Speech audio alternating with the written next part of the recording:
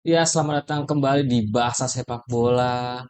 Bagaimana wajah kalian atau hari kalian hari ini di mana kita sudah tidak ada peluang lagi untuk lolos ke Piala Dunia di mana kita berakhir kalah dari Irak 1-0. Lagi-lagi Irak yang membuat langkah kita terhenti di dunia ya, di ajang sepak bola dunia. Dan sebelumnya di U23 yang satu langkah kita akan ke Olimpik tapi gagal dan kali ini gagal juga kita ke Piala Dunia di mana kekalahan 1-0 ini mungkin agak sedikit kesal. Kita bisa menguasai pertandingan, peluang lebih banyak, namun konsentrasi yang tidak maksimal akhirnya berbuah satu gol buat Irak dan gol tersebut dari mantan pemain MU yaitu Zidane Iqbal. Golnya keren banget. Dia tahu kelemahan PES di mana, ada di sisi kanan, sisi kiri, bawah. Itu terlihat dari kekalahan Indonesia juga melawan Arab Saudi. Golnya sama seperti dari bola bawah juga. Untuk timnas Indonesia permainan sangat efektif, sangat bagus. Verdong luar biasa ritmenya dari dia bisa agak slow, bisa temponya atau ritmenya bisa tinggi itu sangat bagus banget dari Verdong. Sangat-sangat bagus dari pilihan pemain yang diterapkan oleh Clivert dan tim. Namun hasil tidak maksimal di mana kita tidak bisa membuat peluang lebih banyak dan masuk lebih dalam ke sepertiga akhirnya pertahanannya Irak itu sangat menurut gua agak kecewa walaupun kita bisa menguasai pertandingan ritme juga bisa kita kuasain kapan kita bisa main lambat kapan kita bisa tempo atau main cepat itu sangat enak di babak pertama tapi baik lagi kesempatan itu hilang ketika ada blunder sedikit atau konsentrasi yang tidak baik dari Rizky Ridho yang membuat kita kalah atau adanya gol tersebut. Menurut gue overall untuk pertandingan kali ini cukup bagus, cukup meyakinkan, tapi kita telat panas yang gue bilang. Harusnya di lawan Arab Saudi main seperti ini. Mungkin Verdong tidak main, tapi ada opsi lain yang membuat kita gagal di pertandingan ini juga. Karena ini tekanan ada di diri kita bukan dari Irak. Baik lagi. Tapi dari overall permainan oke, cukup bagus. Lebih baik dibanding lawan Arab Saudi, punya intensitas tinggi, kapan bisa bisa mengatur tempo juga. eh, dan serangan juga ada variasinya walaupun tidak banyak, setidaknya ada variasi. Dan James mainnya sangat luar biasa di kiri. Walaupun di babak kedua menit 80 diganti oleh Nathan Chuaon, tapi dia agak bagus dibanding match sebelumnya.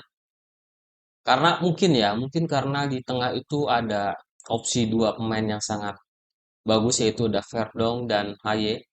Itu sangat bagus, jadi bisa nge-link up-nya lebih enak dan bisa ngatur tempo yang sebelumnya itu belum tidak ada ya di pertandingan Arab Saudi yang menurut gua juga agak kecewa.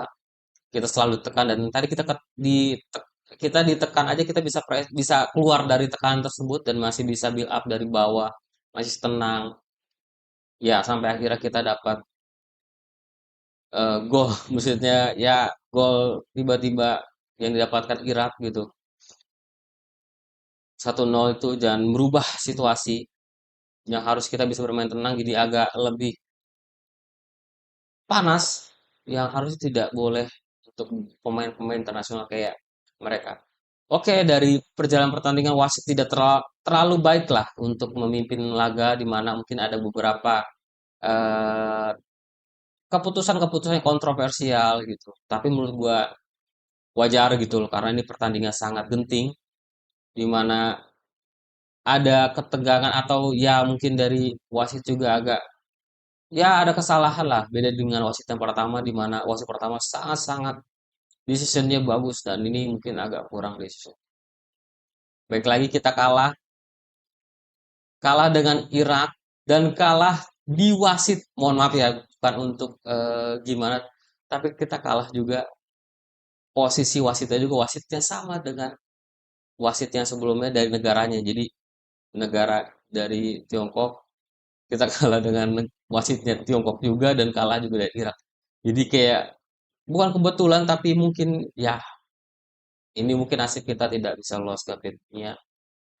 Kita harus bisa melogokan dan kita mengapresiasi para pemain yang berlaga dua laga lawan Arab Saudi, lawan Irak itu udah cukup baik dan cukup bagus. Walaupun di Arab yang notabene ada kesalahan dari pelatih dan harus dievaluasi menurut gua. Karena lu nggak bisa berdasarkan cuma satu match. Karena ini adalah hidup matinya Indonesia maju ke Piala Dunia. Jadi menurut gua harus evaluasi semuanya, harus objektif. Jangan berdasarkan dari match ini juga, tapi dari match sebelumnya. Apakah layak untuk dipertahankan atau apakah harus diganti? Kalau menurut gua ya harusnya diganti dan naik ya dari si Pasuf itu naik ke posisi pelatih utama dan mohon maaf untuk Clivert menurut gua lu bukan jadi pelatih Indonesia lah saat ini yang terbaik dan harus minggir dan harus digantikan sama Pastur ataupun pelatih Belanda yang lain kalau ingin ingin tetap dengan menggunakan pelatih Belanda. Gua thank you buat pemain-pemain semuanya. Mohon maaf jika gua banyak kritik yang tidak baik, tapi pada dasarnya gua mengkritik membangun untuk kalian untuk lebih baik lagi untuk Beckham, Etam, Klok, Yakob Sayuri, Yance Sayuri ataupun yang lainnya itu menurut gua kalian juga bagus mungkin karena gue balik lagi kan pilihan pelatih jadi gue tidak terlalu memilih untuk menyalahkan pemain secara serius karena ya mereka juga mengikuti arahan pelatih pelatih untuk main ya mereka akan segenap tapi kan balik lagi kan kondisi itu tidak bisa dimaksimalkan di lapangan dan tidak hanya terkait skill ataupun kesiapan pertandingan tapi harus ada mental juga gitu loh yang mungkin saat ini kita belum punya secara seluruh ya dua pertandingan ini menurut gua mental kita masih belum punya masih banyak berharap dari keputusan wasit tidak bisa konsentrasi penuh masih itu jadi kunci menurut gua dan ya mungkin kita akan bisa berbicara di Piala Asia nanti ya di 2027. Jadi, walaupun kita menjadi penonton nanti di 2026 menurut gua kita akan lebih sedikit maju untuk bisa ke Piala Dunia. Gue yakin di 2030 kita bisa melaju ke Piala Dunia. Sangat bisa, tapi harus benar-benar dimaksimalkan dari semua lini, dari segi pelatih, dari segi pemain, dari semua sektor timnas harus dijaga untuk melaju nanti di Piala Dunia 2030. Mungkin itu aja perjalanan kita sudah berakhir. Akhirnya Garuda turun dari langit dan harus membumi, harus melihat lagi di bawah dan harus bisa terbang kembali di ajang selanjutnya. Sampai jumpa di lain waktu. Semoga kita bisa berjaya di ajang berikutnya. Bye bye.